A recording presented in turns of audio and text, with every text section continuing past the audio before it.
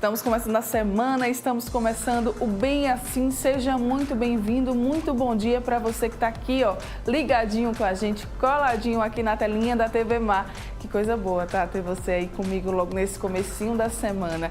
E hoje aqui no programa nós vamos falar sobre excesso de peso na mochila das crianças. Volta às aulas.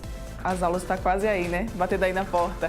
Nós também vamos falar sobre febre amarela, está tendo surto, né, em vários estados, então nós vamos esclarecer tudo já já aqui no nosso estúdio. E também ainda tem muitas informações, muitas entrevistas aí sobre o terceiro dia do Maceió Verão que aconteceu no último sábado, né? A galera compareceu em peso e você vai conferir muitos detalhes dessa super festa aqui no Bem Assim comigo. Então não sai daí, tá? Porque nós estamos começando agora o programa Bem Assim.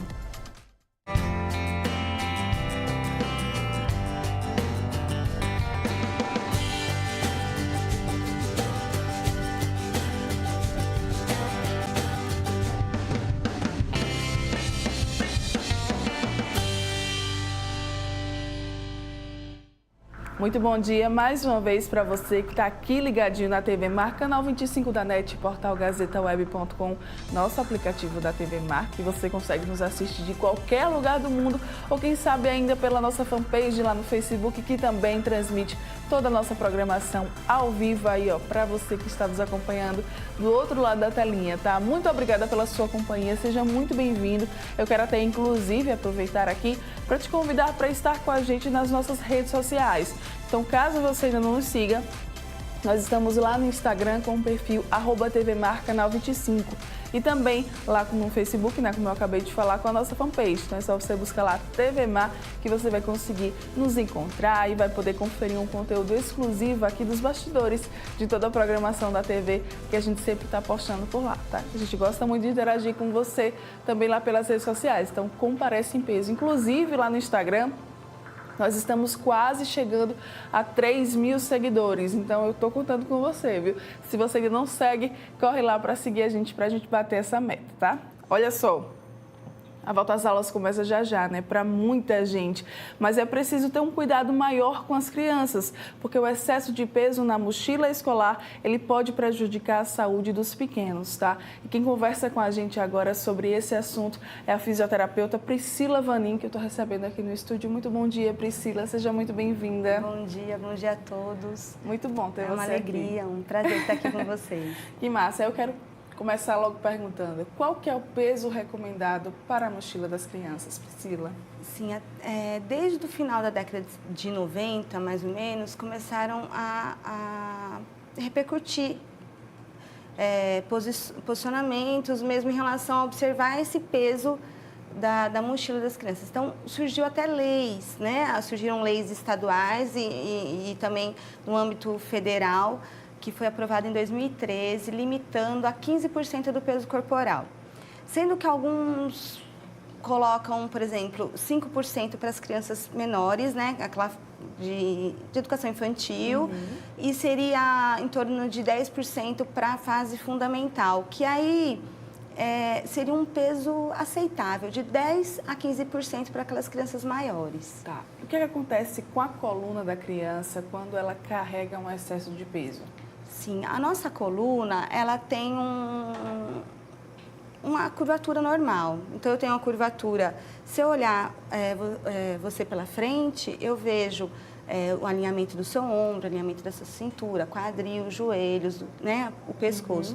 Se eu olhar no seu perfil, eu vou ver que essa coluna, ela tem algumas curvaturas. Se eu coloco um excesso de peso sobre essa coluna, eu vou poder provocar ou aumento dessas curvaturas, seja anterior ou posterior, aumentando essa curvatura, desalinhando, ou de um lado para o outro, da direita ou na esquerda. E muitas vezes também rodando. E isso, com a repetição, né, dessa má postura, vai gerar alterações que vão persistir na fase adulta. Isso, que os meninos vão para a escola de segunda a sexta-feira, né? Isso. Aí você vê, de segunda a sexta-feira carregando aquele peso nas costas e proporcionando esses momentos repetitivos, como a Priscila acabou de falar. Isso. Priscila, outra dúvida. Como é que os pais eles podem proceder quando as crianças começarem a reclamar de dor nas costas? Certo. Porque as crianças geralmente reclamam, né, quando tem alguma coisa doendo. Se vocês observarem que as crianças estão começando a reclamar do peso, né, de algum desconforto, observem. Podem colocar a criança de frente, observar se o ombro está desalinhado, se a cintura, a curvatura da cintura tem uma mais profunda que a outra, né? Observem também, além do peso das mochilas, a gente também tem que observar como essas crianças estão sentando em casa, na hora de estudar, na escola. Então, o hábito de sentar, não sentar nos isquios, que são os ossinhos do final mesmo, no bumbum da gente tem um ossinho lá embaixo, né, que a gente deve sentar. E a maioria a gente senta, deixa eu mostrar aqui para vocês, né, a gente senta no final da coluna, então aquela postura mais desleixada. Peso, né? Isso não é adequado, porque na hora que eu estou relaxando o corpo, assim, sentando no sacro, que é o ossinho no final da coluna, como se fosse parecido com um triângulo. Então a gente apoia ele aqui. E aí, o que acontece? Eu deformo essa coluna. E isso, com o tempo, vai aquela curvatura lombar, vai fazendo a hipercifose, né? Então, ela vai adquirindo uma postura e vai deformando o que era alinhado. Isso que a gente pensa que as coisas elas vão ser imediatas, né? Que você está usando hoje e amanhã a sua coluna já vai apresentar aquelas pequenas deformações. Mas não é não. Sabe por quê? Porque 70% dos problemas de coluna na fase adulta, elas são frutos do peso e dos esforços repetitivos na infância e na adolescência. Eu quero perguntar, isso é verdade, Priscila? Verdade.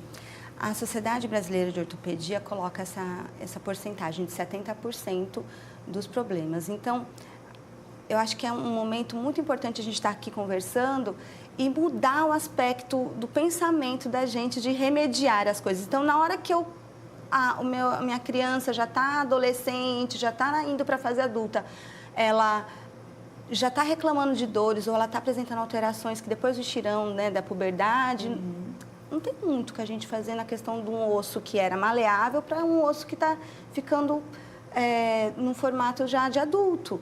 Então, eu tenho como recuperar, melhorar a musculatura, mas aquela estrutura já está fixa, né? Já está inadequada. Então, assim, vamos pensar diferente, né? Vamos prevenir. E aí, prevenindo, né? Quando há esses dados epidemiológicos que a Sociedade Brasileira de Ortopedia coloca como 70%, e a Organização Mundial de Saúde, ela alerta para 85%, pensando no âmbito mundial, 85% dos problemas na fase adulta de alterações na coluna, a Organização Mundial de Saúde coloca como problemas que poderiam ter sido prevenidos, né, na infância. Então, assim, é momento de a gente refletir mesmo, né? O que nós estamos ofertando como condição de saúde para as nossas crianças. E aí eu pergunto, quais que são as medidas, né? Como que se dá para prevenir esses problemas na coluna? Um ponto que é importante, quando colocaram essa lei federal sobre esse limite de máximo de 15% do peso corporal, foi colocado também que os pais são responsáveis por essas crianças, eles precisam averiguar o quanto que elas estão carregando, né? Sim. E as escolas, conforme a metodologia, né, aplicada, elas deveriam disponibilizar armários para que a criança pudesse fazer essa dinâmica com material. Seria ótimo, verdade, né? Seria uma boa medida. Outro aspecto, por exemplo, a mochila de rodinha, de empurrar, né? Para distribuir um pouquinho o peso. E caso o adolescente ele gosta muito de colocar a mochila nas costas, né? O estilo. A rodinha assim, mais para as crianças, isso, né? Isso, mais o estilo. Então, aí eu tenho que ver se a mochila está justa na coluna e como ele está sendo descarregado esse peso. Então, ele tem que ficar de maneira homogênea do lado direito e do lado esquerdo, né? E não colocar também a mochila para um lado. Então, fazer aquele estilo de segurar a mochila para um lado. Né? E aí vão surgindo, eu vou desalinhando essa criança, né? Então, observa também em casa se ela encosta muito no sofá para um lado, se ela senta mais para o sacro. Isso tudo indica que ela está criando assimetrias. E aí isso, depois, principalmente dos 10 aos 16, aos 18 anos, se essas assimetrias permanecerem, elas vão se tornar fixas. E aí a nossa coluna, ela que tem uma vértebra em cima da outra e tem um disco como se fosse um amortecedor dessa coluna. Se eu jogo mais o peso para um lado, esse disco ele vai começar a se movimentar, se deslocar ali, comprimir, né? uma estrutura lá, né, na lateral, causar dores. Então, isso aí a gente vai pensar que vão surgir problemas que vão atrapalhar a funcionalidade dessa pessoa, né? Um desses problemas seria a hérnia. Hérnia de disco, né? Começa com uma protusão, depois, posteriormente, uma hérnia de disco. E isso dificulta, piora a qualidade de vida das pessoas, sim, só que são problemas totalmente evitáveis, né? Se a gente, na minha prática clínica, atendia muita criança, né, que os pais observaram essas alterações. Algumas crianças, elas nascem com um membro um maior que o outro, né? Então, precisam de uma maior atenção, observando a barra da calça, quando está, né, desalinhada. Então, o trabalho da fisioterapia é promover essa correção, promover um alinhamento melhor, né, desenvolver a musculatura dessa criança para que ela cresça o mais alinhada possível, né, mais próximo do ideal. E então a gente observa isso, né? Agora, a orientação sempre eu coloco assim: não adianta você vir aqui e fazer o exercício se você mudar o seu hábito de vida. Não adianta ela lá fazer a fisioterapia se ela não colocar a mochila certa, se ela não sentar adequadamente, né? Na hora de comer, as crianças hoje gostam de ir no sofá e comer com prato, ou estudam torto. Ficar assistindo televisão, né? Não tem aquele foco, né? E aí isso é qualidade de vida, isso é saúde, né? A saúde é tão ampla, né? Então, sente para comer, sente de maneira adequada, posicione sua coluna, né? Porque aí você está gerando a memória motora dessa criança. Se ela aprender que ela pode ficar de qualquer jeito, o corpo da gente fica de qualquer jeito, né? Então, eu tenho que ir educando, isso é responsabilidade da gente. E você falou sobre a questão dos armários, né? Isso. Nas escolas. Caso a escola ela não ofereça esse armário, levar o material necessário, assim, olha, apenas para aquele dia, isso, já vai ajudar? Já vai ajudar, né? E observar como está sendo distribuído esse material dentro da mochila, né? Se não está ficando muito para um lado, para o outro. Também é importante, né? Isso. Muito bem. Então, eu queria apenas que você agora, Priscila, reforçasse essas dicas para os papais e mamães que estão nos assistindo, que a gente sabe que tem uma galera que já é papai e mamãe que gosta de nos assistir. Então, reforça aí as dicas para eles, passe seus contatos, suas redes sociais também, para caso a galera queira entrar em contato com você, para tirar mais dúvidas, ou até mesmo para saber aí como é que dá para corrigir a postura das crianças, tá? Fique à vontade. Então, pais, é a nossa responsabilidade cuidar dessas crianças, né? Então, as nossas crianças observem, olhem o ombro delas, se um está mais alinhado que o outro, às vezes um ombro para frente, mais para frente que o outro. Olhem a cintura, se a cintura está igual, a curvatura, o joelho também. O joelho, eles estão se encontrando no centro, é muito comum as crianças terem o joelho valgo. Então, isso mostra também uma fraqueza do quadril. Hoje, a gente tem uma vida muito corrida, né? Sim. Então, assim, a criança tende a ficar mais sedentária. Mas tire um momento, 2 momentos no final de semana, um momento durante a semana, para que essa criança possa ir para um parque, ir para a praia aqui, né? E possa desenvolver o seu corpo. Observem isso. Cuidado na hora do material escolar, né? Olhem a mochila como está distribuída. Vai conversar na escola. Então, assim, hoje eu preciso levar tudo isso, o que eu preciso levar, né? Vamos criar essa rotina, assim, de maneira mais adequada para as nossas crianças. Caso vocês queiram tirar algumas dúvidas, né? Ficou algo que vocês queiram saber mais, na rede social, né, pode procurar como Priscila Vanin. E eu estou na clínica de fisioterapia do Centro Universitário de Tiradentes todas as manhãs. Então, vocês podem me procurar lá, que eu estou aberta para tirar as dúvidas de vocês. Tá, espero ter ajudado. Com certeza ajudou um monte de dicas valiosas. Muito obrigada, tá, Priscila, pela sua presença aqui no Bem Assim. Volte mais vezes. Gostei de você. Quero continuar aí batendo vários papos sobre outros assuntos, sobre outros temas. Contem comigo. Arrasou. Obrigadão. Viu? Muito bom dia para você. E olha só, agora a gente vai direto com o nosso repórter Viderlan Araújo, porque ele está participando de uma coletiva de imprensa com o governador do estado. Muito bom dia, Viderlan. Bom dia, minha querida Maura Almeida. Nós estamos aqui no Hospital da Mulher, aqui no Poço, né, próximo à Santa Casa, em que 62% das obras do Hospital da Mulher já estão concluídas e o governador Renan Filho fazendo uma visita técnica juntamente com seus secretários para poder acompanhar o grau da obra. Vamos acompanhar a palavra do governador Renan Filho. Garante duas coisas. Primeiro, garante uma rede estruturada e segundo, vai garantir oportunidade de trabalho para muita gente que está esperando. Vai ter muito mais concurso, é isso, governador? Vai ter muito mais chamada de pessoas para trabalhar. Nós vamos utilizar os modelos mais bem-sucedidos no âmbito nacional, algumas pessoas por concurso público, outras por organização social, de maneira que a gente atenda o cidadão. O cidadão, ele quer que o médico esteja à disposição dele no hospital, que o enfermeiro esteja à disposição dele no hospital. E nessa reestruturação da rede de saúde pública, nós vamos trazer para cá os modelos dos estados mais bem-sucedidos em saúde, sobretudo os estados de São Paulo, de Goiás, do Paraná e de Santa Catarina, que foram os modelos utilizados para que a gente realizasse o planejamento de ampliação da saúde pública em Alagoas. 100% dos recursos do estado, isso também é um fato que o governo comemora, governador? Nesse hospital até aqui, estamos com 100% dos recursos do estado. Isso é um marco, né? Porque Alagoas nunca teve dinheiro para nada. Quando se falava em recurso para investimento aqui, era um samba do crioulo doido. Cada um corria para um lado e não tinha dinheiro. Ou seja, se você for puxar pela sua memória, e eu olho para você e vejo que você é um cara jovem, você não vai se lembrar de hospital público construído, não vai se lembrar de equipamentos em segurança pública construído, não vai talvez se lembrar nem de uma escola nova construída com recursos próprios. Para fazer uma escola, para pintar uma escola, para construir um ginásio, para conseguir equipamentos, o governador de Alagoas tinha que ir a Brasília, como se aqui não tivesse recurso para nada. E tem.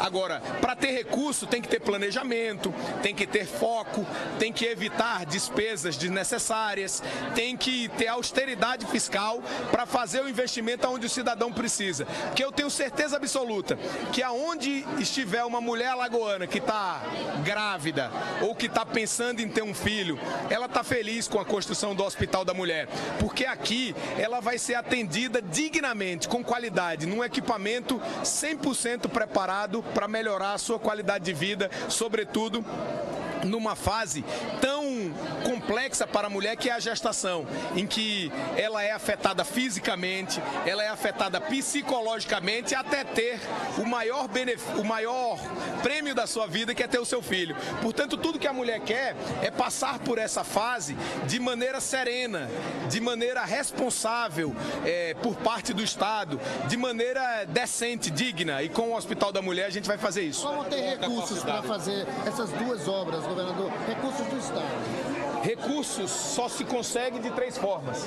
ou aumentando a arrecadação, ou diminuindo a despesa, ou a terceira, que é a mais eficiente, fazendo as duas coisas ao mesmo tempo, aumentando a arrecadação e reduzindo a despesa. O estado de Alagoas hoje ele é referência para o país em solidez fiscal. Que bom ver Alagoas liderando o ranking de estados sólidos. Estados que podem dizer o seguinte, que tem condição de pagar o servidor, que tem condição de fazer investimento, que tem condição de ampliar políticas públicas e, por consequência, isso gera emprego e melhora a vida das pessoas. Eu fico muito feliz porque quando eu fui candidato ao governo do estado, lá atrás, faz 3 anos que eu fui candidato ao governo, e todo mundo falava que eu tivesse muito cuidado, que Alagoas não tinha dinheiro para fazer investimentos. E eu não acreditava nisso. Eu ia dormir e colocava a cabeça no travesseiro achando que Alagoas tinha, sim, condição de fazer investimento. Precisava ter prioridade, precisava ter foco, precisava ter um planejamento claro. Ora, Alagoas teve bilhões de reais de dinheiro emprestado. Se os senhores da imprensa recapitularem, vão ver. Se não me falha a memória, nos últimos 8 anos antes do nosso governo foram 2,5 bilhões. Será que não tinha dinheiro para construir um hospital de 36 milhões de reais? Será que não tinha dinheiro para construir o hospital metropolitano na parte alta de Maceió, que vai custar custar com tudo, com equipamento no final, 100 milhões de reais?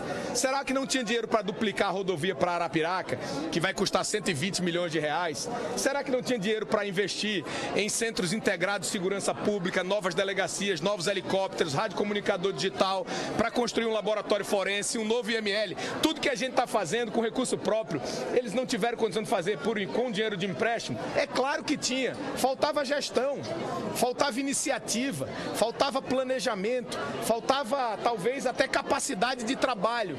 E olha, é uma boa pergunta, eu faço até à imprensa, né? Foi gasto com recapeamento de asfalto, com pagamento de folha salarial, porque o Estado não tinha dinheiro para pagar a folha, pagava a dívida mais cara, sobrava o recurso, pagava a folha do servidor. Então esse tipo de coisa, cara, é a mesma coisa que o cidadão se endividar, fazer um crédito consignado no seu salário para você fazer uma festa, uma churrascada no final de semana na tua casa. Quando tu acorda na segunda-feira, tu acorda de ressaca e com a dívida para pagar. Foi mais ou menos isso que aconteceu. Foi isso que aconteceu. Porque a gente aqui, poxa, eu estou reunido aqui com a imprensa de Alagoas. E a própria imprensa me pergunta o que foi feito com 2,5 bi, significa dizer que a obra não foi marcante. Agora, no nosso governo, no final e sem empréstimo, aí você vai ver escola em tempo integral, centros integrados de segurança pública, força-tarefa, ronda no bairro, novos helicópteros, radiocomunicador digital, vida nova nas grotas de Maceió, o maior projeto da história, que mesmo sem empréstimo a gente fez mais quilômetros do que fizeram no passado. Isso tudo economizando, contratando mais barato, novos hospitais. Então, assim, governar é uma espécie de sacerdócio. Tem que ser vontade mesmo, muita vontade, porque nada resiste ao trabalho determinado. Nada. Governador. Entregar esse hospital em junho, há de se convir que a nomeação desses profissionais tem que ser logo, até porque a gente tem que relembrar o momento da Santa Mônica. Entregaram os leitos, mas até hoje já foi nomeada a Santa Mônica. Todos os leitos estão funcionando. Não, nós já nomeamos todos, mas os profissionais precisam passar por um período de qualificação, de capacitação, porque lá não é saúde básica, é saúde de alta complexidade. A mulher já vai ser entregue operando totalmente com todos os profissionais. Com todos os profissionais, o modelo de gestão é que o Estado está vendo para se adaptar à nova tendência da saúde pública nacional. Nem sempre precisa ser feito o mesmo procedimento que foi na Santa Mônica. A gente tem vários formatos de contratação de pessoas, como por exemplo as UPAs de Maceió, que estão funcionando. E assim que foram entregues, foram contratados profissionais. Fica para quando? Metropolitano, a obra está prevista para 18 meses, já está com 15% pronta, e a ideia é que ao final de no segundo semestre de 19, o hospital esteja pronto. Governador, só uma última colocação da nossa parte a respeito da situação também do IML. Hoje pela manhã nós fomos lá no IML, muitas famílias reclamando da demora na liberação dos corpos. O que é que o governo pretende fazer para melhorar esse serviço? Pretende não, o governo está concluindo o IML novo agora em fevereiro. Esse é um outro gargalo. Olha, Alagoas nunca teve IML. O IML funciona num prédio cedido pela Universidade Federal de Alagoas há muito tempo. Aquele prédio não tem estrutura necessária, os médicos, legistas, peritos, eles têm dificuldade de trabalhar, sobretudo à luz das novas tecnologias, principalmente quando alguém sofre um acidente ou morre em casa e o trabalho tem que ser bem feito, porque pode ter acontecido daquele senhor, daquela senhora ou daquela criança, ao invés de ter tido uma morte natural, ter sido assassinado, ter sido violentado. Então quem é médico legista tem que fazer um trabalho cuidadoso, profundo, porque senão isso pode incorrer em injustiças, de maneira que a gente precisa ter um equipamento dentro das necessidades. Como você visitou hoje o Instituto Médico Legal existente, aquele cedido pela UFAL, eu convido a visitar amanhã talvez, e se você fizer um contato ele te acompanhará de bom grado ao chefe da perícia oficial de Alagoas visitar o novo IML. Você vai levar um susto, que é uma obra de ponta e mais, vai ser o melhor IML do Brasil, que é isso que o secretário Christian falou há pouco aqui. A gente não está fazendo obra meia boca, a gente está fazendo obra bem feita. Agora, obra tem que ser feita, não é verdade? Histórica, esse problema do IML, ele já foi mais grave. Você se lembra que aqui em Alagoas, na Alagoas do passado, da violência violência desenfreada, teve que se alugar câmara frigorífica de tanto corpo que chegava no IML. Hoje não tem câmara frigorífica lá alugada na porta do IML para receber gente morta. É lógico que algumas famílias querem que, poxa, numa morte natural, uma pessoa que faleceu de uma doença crônica, que ela seja liberada rápido. Mas os médicos legistas, eles têm que fazer um trabalho com profundidade. No novo IML, nós vamos ter equipamentos de ponta, de última geração, como, por exemplo, raio-x para escanear um corpo, um achado de cadáver, por exemplo, para ver se tem bala. Hoje, quando o Estado acha um cadáver em qualquer lugar, ele tem que olhar parte por parte para ver se ali tem um projétil de arma de fogo, para ver se ali houve uma perfuração por arma branca, de maneira que isso demora. No novo, nós temos equipamentos de ponta, nós temos raio-x, isso vai agilizar muito, além do que, com toda a estrutura necessária para separar as pessoas. Por exemplo, no IML existente, se uma mulher abusada sexualmente chega, ela divide espaço com uma vítima fatal. Pior, quando chega uma criança que pode ter sofrido violência doméstica e vai ali fazer um exame de corpo de delito, pode daqui a pouco chegar alguém morto. Coisas dessa natureza que não são mais aceitas aí fora, e no novo IML nós temos todas as entradas segregadas. Se chegar lá um cadáver, ele não entra pela mesma entrada da chegada de um morto, normal, um cadáver achado, do que uma pessoa que morreu no hospital. Já são entradas separadas. Mulheres, separado. Crianças, separados. Homossexuais que sofreram algum tipo de agressão, separado também. Então essa coisa que a Alagoas está fazendo é uma mudança muito grande. E assim, eu sinto, me desculpe pela resposta longa, mas precisava, eu sinto que aqui estava tudo por fazer. Não era só o IML, não tinha IML, não tinha laboratório forense, nós abrimos, não tinha teste DNA, nós criamos, não tinha helicóptero voando na segurança, não tinha rádio comunicador digital, não tinha força-tarefa, ronda no bairro. Então essas coisas todas no âmbito da segurança pública foram criadas em 3 anos e mais, com a viabilização de todos os recursos. Se você me perguntar assim, e o dinheiro desse novo IML, governador? Vem de onde? Da gente.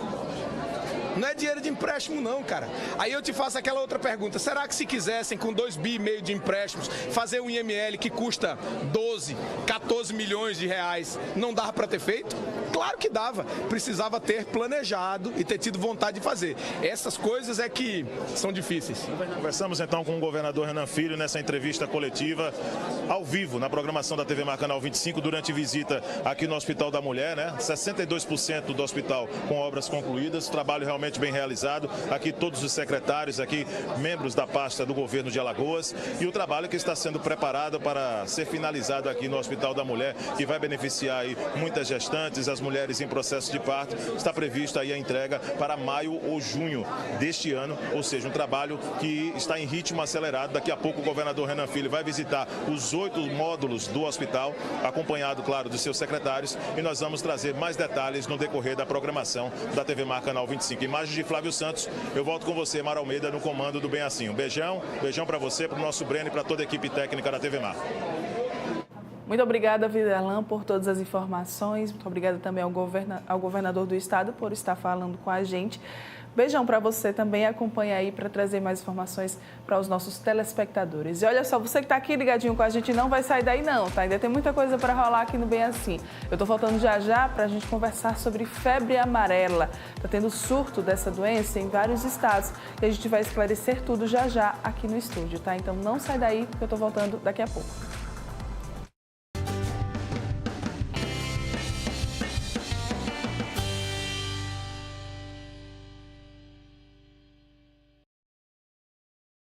Vida App é brincar na chuva, mas também é ser atendido com agilidade. Ter uma vida App é jantar com quem você ama, mas também é contar com a maior rede pediátrica do Norte e Nordeste. Ter uma vida App é ganhar vários likes e também usar tecnologia de ponta para diagnósticos precisos. Ter uma vida App é ser feliz e cuidar do sorriso. Para ter uma vida App, faça a App Vida. A App Vida faz bem para você. Os clientes só têm olhos para o concorrente? Melhore a imagem da sua empresa com o Sebrae Tech. São consultorias em design, como fachadas, vitrines, ambientação, marcas, material gráfico, desenvolvimento de embalagens e outras soluções para o seu negócio. Você investe 20% do valor da consultoria e o Sebrae banca os outros 80%. Ligue 0800 570 0800. Sebrae, especialistas em pequenos negócios.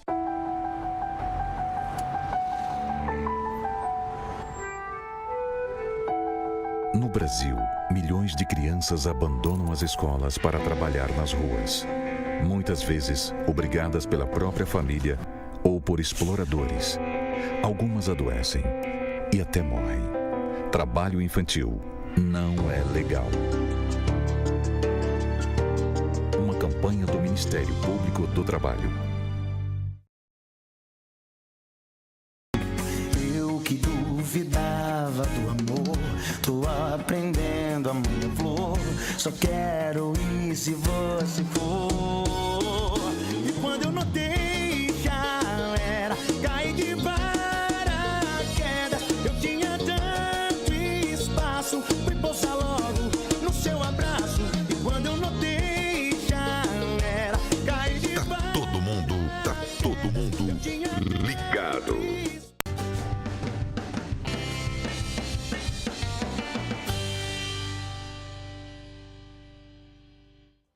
Já estamos de volta aqui com Bem Assim. Agora a gente vai falar sobre um assunto sério, tá? É porque uma doença tem ganhado bastante repercussão aqui no Brasil atualmente. Eu estou falando da febre amarela. Olha só, viu, gente? Em janeiro de 2017, Minas Gerais começou a investigar 23 casos suspeitos de febre amarela. Hoje, a região ela soma 9 óbitos desde julho do ano passado. E em outros estados também há um aumento desses casos. 24 mortes em São Paulo até o dia 10 de janeiro, viu agora? Sendo que 6 dessas mortes foram apenas em 2018. 10 dias de 2018, 6 pessoas morreram de febre amarela. E lá no Rio de Janeiro, naquele estado vizinho a São Paulo, já ocorreram 9 óbitos devido à febre amarela silvestre em 2017 e 1 agora já em 2018. O último surto da febre amarela aqui no Brasil, ele ocorreu há mais ou menos 10 anos atrás, foi entre 2008 e 2009. Naquela época lá, 51 casos foram confirmados. E agora a gente vai receber aqui a gerente médica do Hospital Escola, doutor Elvio Alto, Luciana Pacheco, para falar com a gente mais sobre esse assunto. Muito bom dia, Luciana. Seja muito bem-vinda aqui ao Bem Assim. Queria que a gente começasse explicando para o pessoal de casa que ainda não sabe o que é a febre amarela. A febre amarela é uma doença viral causada, transmitida por mosquitos e que se assemelha algumas vezes a outras doenças que a gente tem no nosso meio, como dengue, por exemplo. Então, ela tem 2 ciclos, um é silvestre e o outro urbano. No Brasil, nós temos o ciclo urbano, a febre amarela silvestre, sempre, é frequente acontecer. De vez em quando, alguns surtos, a cada 7, 9 anos, pode acontecer um aumento de casos. E a gente tem detectado como último surto urbano, né, ou seja, causado pelo Aedes aegypti, que é esse mesmo transmitido, né, pelo Aedes aegypti, que é esse mesmo da dengue, da zika, da chikungunya. O último surto foi em 1946. Né? Então, hoje, o que o Ministério diz é que essa febre amarela que está acontecendo, esses casos, ela é ainda silvestre. O nosso medo é que ela se torne urbanizada, porque nós temos a Aedes aegypti aí para dar, vender, emprestar. Então, assim, é o grande medo nosso, porque aí a gente urbaniza a doença e aí a situação fica mais grave. E hoje a gente pode se considerar que está vivendo um surto, uma epidemia da doença? O que o Ministério diz é que nós estamos vendo um surto em algumas regiões do país. A doença, como eu falei, ela é mais comum na região, em alguns lugares, como silvestre, no norte do país, na região da floresta amazônica. Mas hoje a gente já tem casos, como você falou no início, no Rio, em São Paulo, que eram locais onde a doença não ocorria dessa forma. Então, essa é a grande preocupação. E uma das coisas que o pessoal mais quer saber, inclusive eu, quais que são os fatores de risco, como se prevenir da febre amarela? Bem, a prevenção eficaz é a vacinação. Não existe outra forma de se prevenir de forma eficaz. É claro que o governo ele estuda as zonas de maior vulnerabilidade da população, porque são aquelas onde tem mata, onde tem a frequência maior desses 2 mosquitos que transmitem a doença nessa região, que não é o Aedes aegypti. São outros 2 hemagogos e sabetes, que são comuns nessa região de mata. Então, são eles os transmissores. E aí, essas pessoas que estão mais nessa região têm maior vulnerabilidade, porque sabe que o vírus já está circulando, transmitido por esses insetos. Então, essa população tem que ser vacinada com prioridade. As regiões no Brasil hoje que sabe-se que não tem casos determinados de febre amarela são a região do Nordeste, exatamente onde nós estamos. Então, exceto a Bahia, então Sergipe, Alagoas, Pernambuco, Paraíba, Rio Grande do Norte, Ceará, não tem casos confirmados de febre amarela. Então, nós estamos fora da área de risco por enquanto. Então, aqui em Alagoas nós não temos casos, nós não tem para que ter alarme, né, do pessoal? Não, por enquanto não, né? A gente tem um relato de um macaco que foi o ano passado considerado infectado pelo vírus, mas assim, não existe nenhum relato humano. Tá. Agora, a gente pode ter pessoas vindas de outras áreas, como foi semana passada, houve uma suspeita de uma paciente que veio de São Paulo, ficou internada no hospital, mas foi descartada. Mas foi descartada, né? Parece que também foi na Bahia, que teve um paciente de São Paulo que estava lá passando as férias, né? E ele estava infectado com o vírus. Esse período de férias, né? Faz com que a gente tenha essa migração muito grande, então pode haver casos, mas a gente tem que buscar a origem. Sim. Quais que são as causas da doença? Os sintomas. Isso. Os sintomas mais comuns são febre, ainda tem febre amarela, febre, dor no corpo, dor de cabeça, náuseas. E a doença ela acontece em 2 períodos, 2 ciclos assim, de sintomas. Um período com essas manifestações, depois dá uma melhora e o paciente pode ter a forma mais grave da doença. Felizmente, a minoria dos casos acontece sim com a forma grave. Vamos dizer que 10% dos casos. Sendo que quando acontece na forma grave, a letalidade é alta. E aí a segunda fase. Então, a pessoa tem manifestações hemorrágicas, tem os olhos amarelos, tem uma hepatite causada pelo vírus, pode ter manifestações neurológicas que se assemelham, por exemplo, com a dengue, se assemelham com a leptospirose, que a gente tem quando chove, né? Então, são doenças que têm uma clínica parecida. E como é que dá para diferenciar, na verdade, né? Nem como, né? Dá para se diferenciar sem procurar um médico, sem fazer o exame de sangue? Dá para diferenciar, por exemplo, a dengue da febre amarela? É difícil diferenciar clinicamente, porque elas são parecidas do ponto de vista sintomático. Então, a gente tem que realmente solicitar exames que vão confirmar, tanto para uma doença como para outra, e procurar sempre o vínculo epidemiológico. Então, se eu estou aqui em Alagoas, eu venho de uma cidade daqui dentro de Alagoas, vou para o hospital de referência, por exemplo, com um quadro suspeito, eu não vou pensar que é febre amarela, vou pensar que é dengue, né? O chikungunya, o zika, essas outras arboviroses também que são parecidas, ou leptospirose, se a pessoa tiver contato com enchente. Então, o vínculo epidemiológico, nesse momento, é importante para a gente poder, inicialmente, sem o resultado laboratorial, que também não é muito rápido, a gente saber diferenciar uma da outra. E aí eu queria agora falar sobre a vacina, né? A gente sabe que existe a vacina e está tendo a vacina fracionada, né? O pessoal tem muita dúvida, é eficaz, realmente protege, Luciane? Os estudos da literatura mostram que a vacina fracionada, ela é fracionada 1:5. Vamos dizer que a normal, que é a dose padrão, normal, né, que ela é seria 5 ml. A fracionada ela vai ser administrada apenas 1 ml desse total. E aí os estudos mostram que ela tem uma eficácia boa, ela dá uma imunidade boa, agora não tão duradoura como a dose padrão. Então, vamos dizer que a dose padrão hoje, ela é considerada eficaz para o resto da vida, desde que a pessoa tenha tomado a vacina a partir da idade adequada, mas a fracionada não. A gente deve repetir entre 8 a 10 anos depois da dose inicial. Como é que está sendo distribuída a vacina aqui no nosso estado, aqui em Alagoas? Quais são os requisitos para você ter acesso? Aqui no nosso estado, ela não está sendo recomendada porque a gente não tem a doença aqui. Então, a recomendação é apenas para quem vai viajar para as zonas de risco. Aí as pessoas devem tomar 10 dias antes da viagem, para que o organismo desenvolva a imunidade, para quando a pessoa chegar já está sem correr o risco, né, de ser infectada. E tem 3 postos de saúde que estão distribuindo a vacina aqui, do ponto de vista dentro da saúde pública. Então, ela está sendo dada nessa situação, não para a população geral, porque não existe esse risco ainda. E aí precisa também comprovar, né? Interessante que haja essa comprovação de que você vai viajar. Exatamente. Então, eles pedem hoje, justamente para controlar um pouco essa utilização, porque quando se fala em surto, né, todo mundo corre. O brasileiro ele tem esse mau hábito. Falou em surto, todo mundo corre, quer tomar a vacina. Aí a coisa diminui, o número de casos diminui e o povo se esquece da vacinação. Isso é um erro. É um erro grande porque se a gente tivesse imunizado adequadamente esses locais onde estão acontecendo a doença, ela não estaria acontecendo. Tá. E o tratamento da doença? Estou com a febre amarela. Como é que é feito esse tratamento? Infelizmente, não existe um antiviral específico, como também não tem para dengue.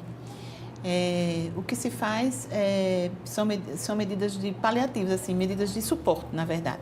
Então, a gente trata a febre, trata a dor de cabeça.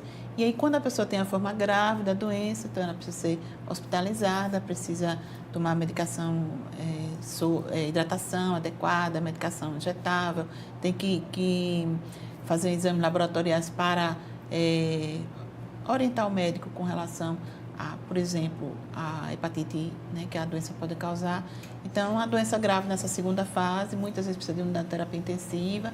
Você leu aí também que tem vários óbitos. Isso. E aí é uma doença que, em alguns grupos, ela pode determinar uma maior letalidade, como os idosos, como gestantes, como crianças pequenas, como pessoas que estão usando quimioterápicos. Não?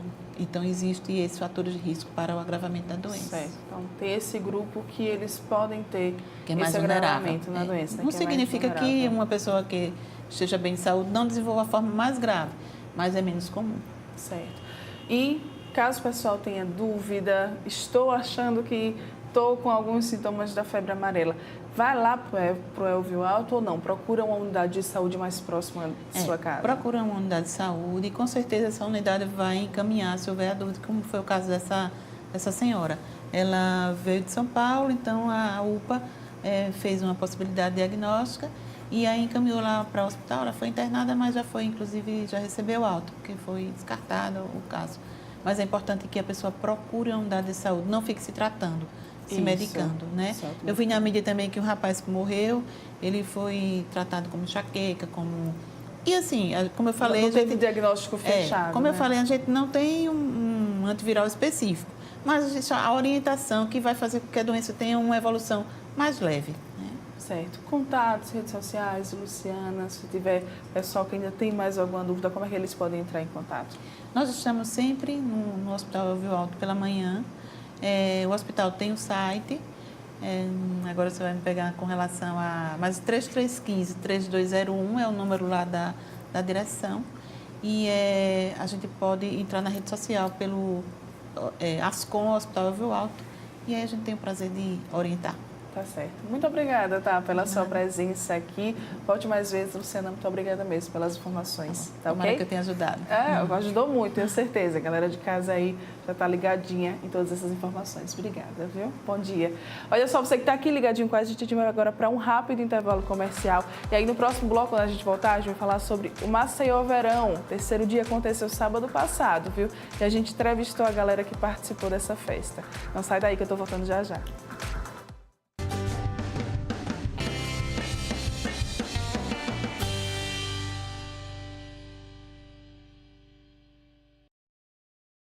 Uma vida app é brincar na chuva, mas também é ser atendido com agilidade.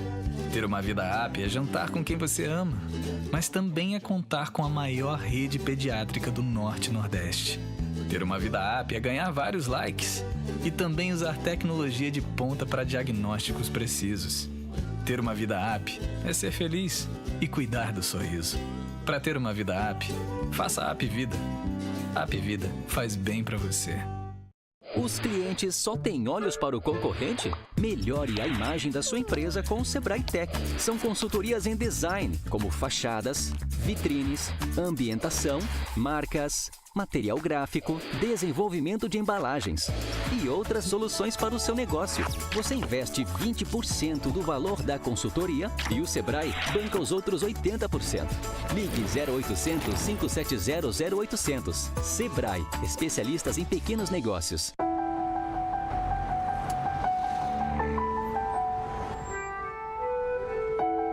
No Brasil, milhões de crianças abandonam as escolas para trabalhar nas ruas. Muitas vezes, obrigadas pela própria família ou por exploradores. Algumas adoecem e até morrem. Trabalho infantil não é legal. Uma campanha do Ministério Público do Trabalho. A felicidade acendeu em Maceió, pelas ruas dá pra ver a cidade se encher de orgulho e alegria. As praças com mais vida, as vidas com mais graça, de noite e de dia. A felicidade é todo mundo ter direito de fazer acontecer. A cidade aqui não para, tá bonito de se ver, tá melhor pra se viver. O trabalho cresce, a cidade se renova. Feliz ano novo, feliz Maceió nova. O trabalho cresce, a cidade se renova. Feliz ano novo, feliz Maceió nova. Prefeitura de Maceió.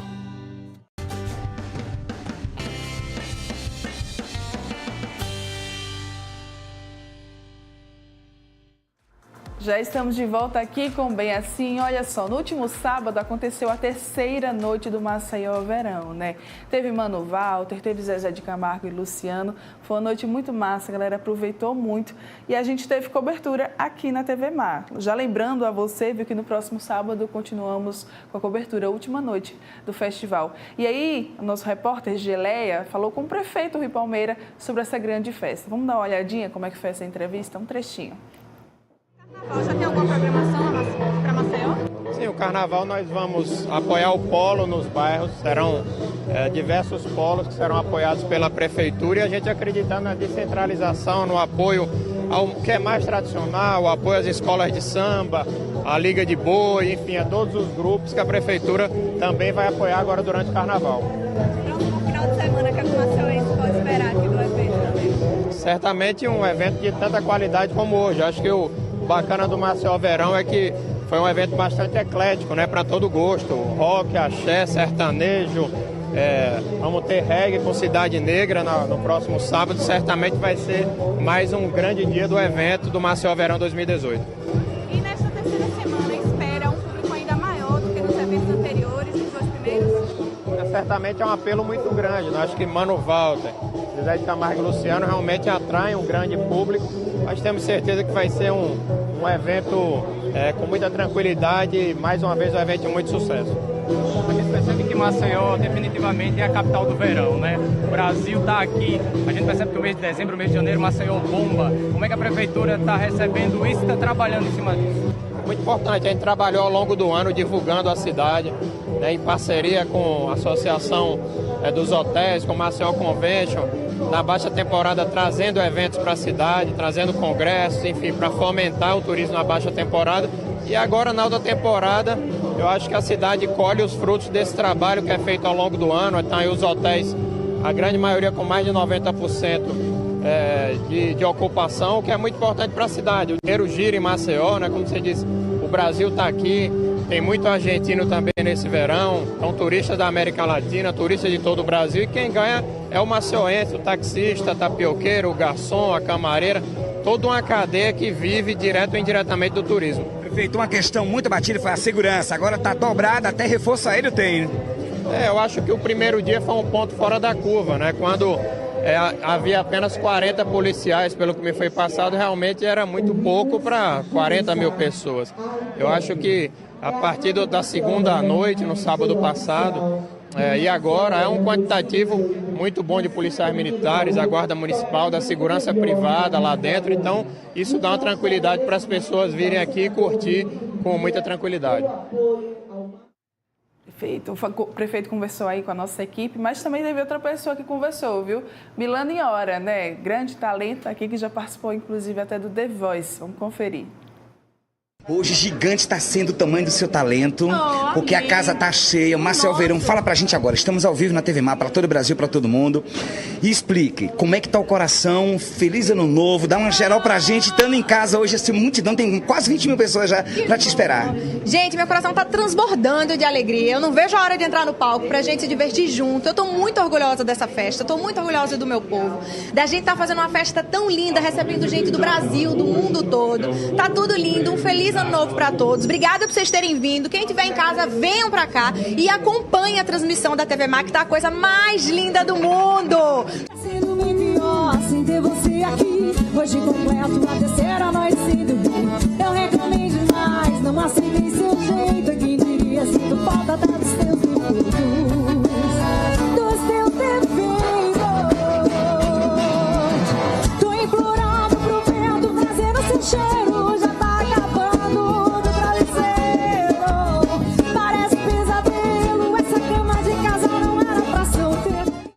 Grande Voz. Por falar em Grande Voz, também teve outro artista alagoano aqui da terrinha, que inclusive foi uma das atrações nacionais principais nessa última noite, Mano Walter.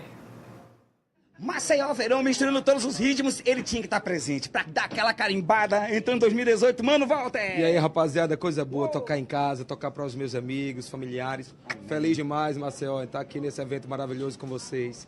Scott vai estralar, um repertório bem diversificado, música nova, vai ser um showzão. Vambora, meu povo! Vamos embora, tá estourado na programação da Gazeta FM, primeiro lugar no Ibope. Valeu, TV Mar. Essa TV faz assim, Walter, faz assim, maninho. Onda de sucesso!